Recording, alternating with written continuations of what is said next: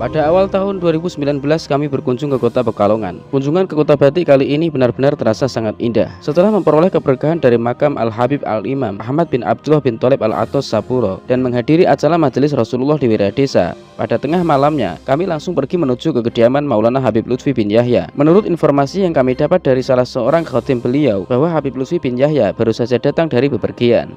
Saat kami sampai dan masuk di kediaman beliau, di tengah-tengah kerumunan para tamu, tiba-tiba ada salah seorang banser yang menyampaikan kepada Habib Lutfi bin Yahya bahwa ada tamu dari keluarga Bangkalan, Madura. Maka kami pun segera berdiri dan mendekat kepada beliau, lalu mencium tangan dan berkata, "Ya Habib, kami baru sebulan datang dari Yaman." Begitu mendengar ucapan kami, beliau langsung berdiri dan mengajak kami menuju ke lantai atas, bukan ke ruang tamu, tapi justru masuk ke kamar pribadi beliau. Lalu beliau mengatakan, "Kemari Gus, masuk." Kami pun langsung masuk, lalu disusul di belakangnya beberapa kawan kami. Terlihat oleh kami tumpukan kitab di mana-mana. Ada pula kumpulan topi koboi yang menggelantung di sudut kamar. Lalu Habib Lutfi bin Yahya melepas jubah dan kopiahnya dengan mengenakan kaos oblong dan celana putih. Beliau mempersilahkan kami untuk duduk. Tak lama kemudian kami berkata, "Ya Habib, kami membawa amanah dari Habib Umar bin Hafid untuk bertamu ke para ulama." Lalu kami meminta nasihat dan arahan dari beliau terkait dengan metode dakwah yang terbaik untuk masyarakat umum. Beliau pun memberi arahan kepada kami agar fokus pada permasalahan akidah dan hal-hal yang pokok, bukan masalah-masalah khilafiyah. Beliau menerangkan kepada kami tentang beberapa ayat menguak rahasia-rahasia Al-Quran yang tidak bisa dipahami dengan pemikiran yang dangkal. Di antara para mubalik, saya ini yang kebahagiaan yang pahit-pahit, kata Habib Lutfi. Lalu beliau melemparkan kepada kami sebuah pertanyaan yang cukup menggelitik.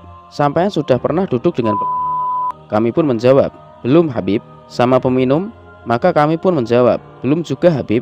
Lalu beliau bercerita, "Saya dulu duduk bersama orang-orang seperti itu selama 3 tahun. Saya dicap sebagai Habib yang tidak benar, namun saya nggak peduli. Orang-orang yang seperti mereka itu jangan dijauhi, agar mereka tidak lari. Mereka itu tanggung jawab siapa?" kata Habib Lutfi.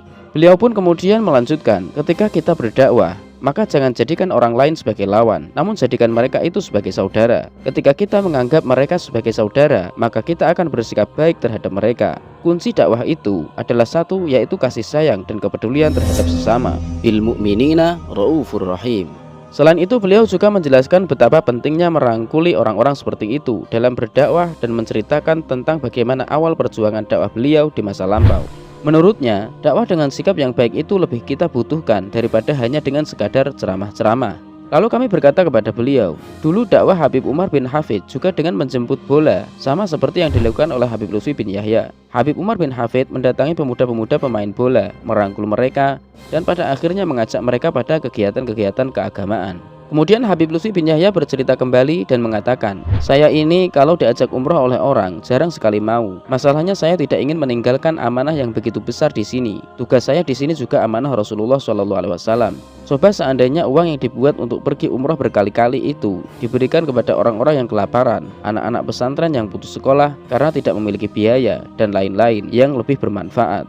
Habib Lutfi bin Yahya terlihat begitu senang bertemu dengan kami, sehingga terus semangat untuk memberi berbagai wejangan dan nasihat serta memberikan banyak cerita. Kemudian Habib Lutfi bin Yahya menyampaikan, "Saya seperti ini dikenal dan dihormati banyak orang karena saya pernah mondok 22 tahun. Setelah menikah, bahkan saya masih tetap mengaji selama 11 tahun." Lalu seorang kiai dari Kaliwungu yang turut hadir di kamar itu mengatakan, "Ya Habib, banyak orang yang mengira bahwa jenengan mendapat semua ini adalah secara instan." Maka Habib Lutfi bin Yahya pun tertawa mendengarnya. Di malam itu, Habib Lutfi bin Yahya seakan-akan tak henti-hentinya menuangkan lautan ilmunya kepada kami. Sambutan beliau begitu hangat dan sangat baik untuk orang kecil seperti kami, yang bukan siapa-siapa dan baru pertama kali bertemu dengan beliau.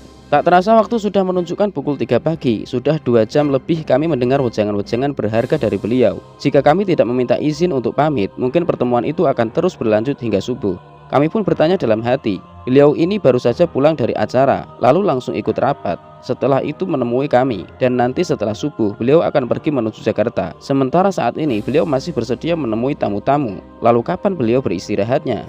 Dini hari itu kami benar-benar dibuat jatuh cinta kepada sosok Habib Lutfi bin Yahya, pada kesederhanaannya, keramahannya, ketawaduannya, dan semangat beliau untuk berbagi ilmu dan kebaikan terhadap orang lain.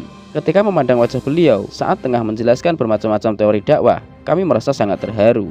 Ketika kami bertanya kepadanya, "Apakah antum termasuk wali yang masyhur, Bib?" Beliau pun tersenyum mendengarnya, seraya berkata, "Alah, saya ini masyhur dari mana?" kata Habib Lutfi. Lalu kami berpamitan, namun beliau melarang kami untuk bersalaman. Kata beliau, biar kapan-kapan bisa bertemu lagi. Dan beliau juga berpesan, jangan pernah bosan main ke sini.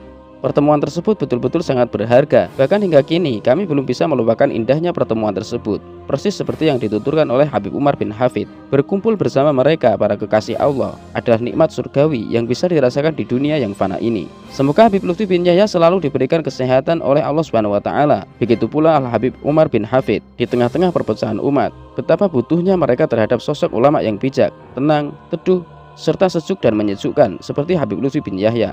Kisah ini disadur dari catatan saudara Ismail Amin Khalil, Yogyakarta pada 5 Februari 2019. Segala kebenaran hanyalah milik dan dari Allah Subhanahu wa taala. Wallahu a'lam bishawab.